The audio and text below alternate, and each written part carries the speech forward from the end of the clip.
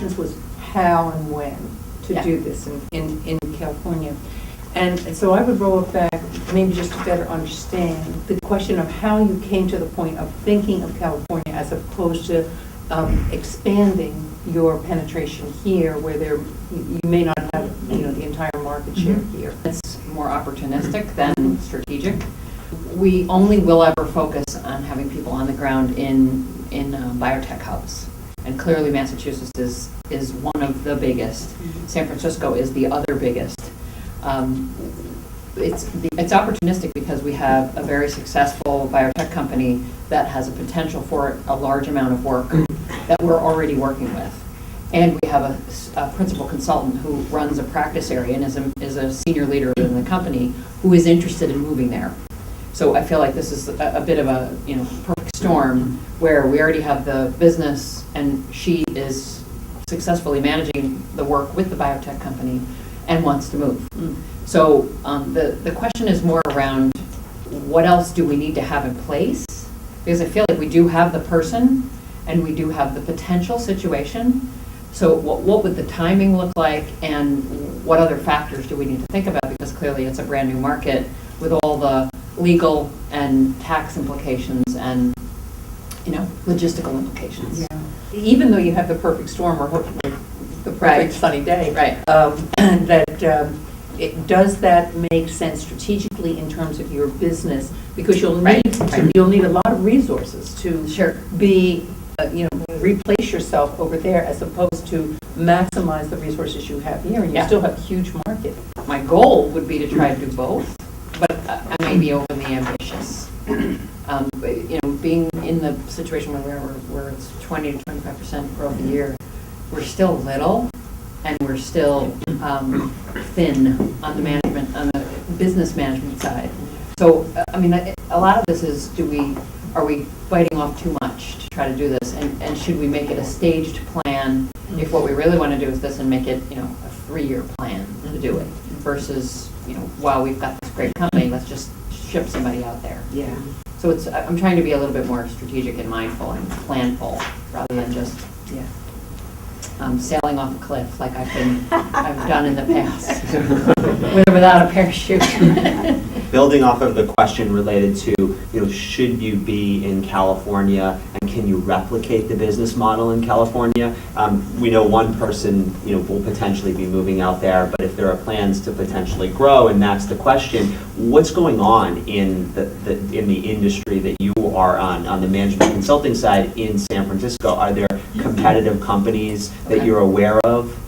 Our competition is, we have not been able to find very many examples of our competition, even though we've looked a lot.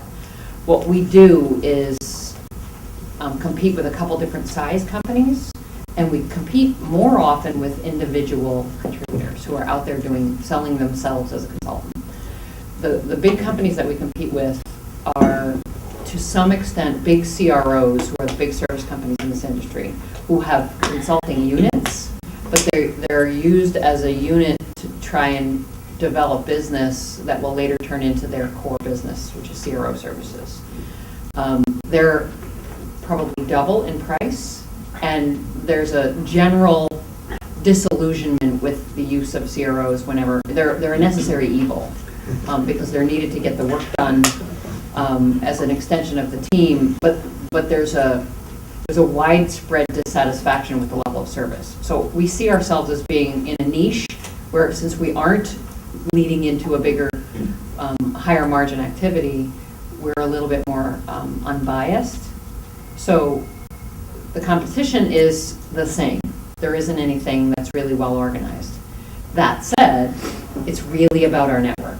80% of our clients come from our network or our past client referring us. So that's another area of concern for me, because we don't really have the network there. We actually have someone who used to work in the Bay Area. She worked in the Bay Area for 15 years, but she's since moved to Reno, Nevada. So she has a network, but she would need to be constantly in the Bay Area as well. How many people do you think it will take to service that client in the San Francisco area? Well, the projects are, they're not super, the face time is not super huge, but in order to develop extensions to the work, Mhm. there has to be someone who doesn't have to fly 6 hours. Right. So on 90% of our engagements, the client only meets the leader and maybe me or my co-management team for kickoff or final presentations. It's not a really big team that they see on a daily basis. All of it's done virtually. Can it be done off-site so that you can utilize, people here to Yeah. service that client? Absolutely, we already do that. And that's actually one of the big attraction factors for people who want to work, who've put in a lot of years in the industry and they want to work on work that they like because they work from home and they have a lot of flexibility. So in order to expand, what do you think it will take to have on-site in terms of personnel? Can it be done with one person, or do you need a team of 3, or? What I would look at is she would be out there to make sure that the business was bona fide at the one client and to continue it, because that's obviously going to help with the underwriting the expenses. But probably over the course of a year, she probably would hire 3 to 4 people. Do you use a payroll service today, by the way? Mhm. So they would. And they would work to from home handle that. because they like that and it's a huge attraction factor. They would only ever need to really be together when they had a specific reason. Otherwise, and that's our business model now. 90% of the people, except for the office support, work from home.